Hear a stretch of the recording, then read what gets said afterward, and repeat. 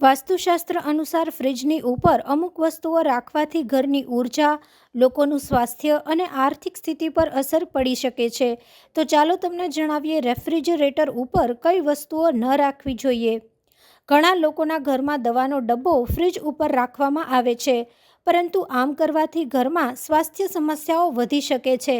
તેનાથી ઘરમાં નકારાત્મકતા ઉત્પન્ન થાય છે.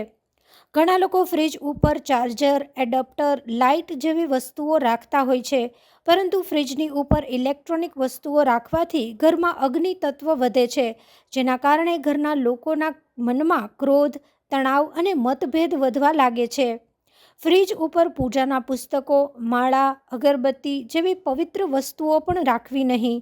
વાસ્તુશાસ્ત્ર અનુસાર ફ્રિજની ઉપરનો ભાગ હંમેશા સ્વચ્છ અને ખાલી રાખવો જોઈએ. તેનાથી ઘરમાં આર્થિક સ્થિરતા જળવાઈ રહે છે.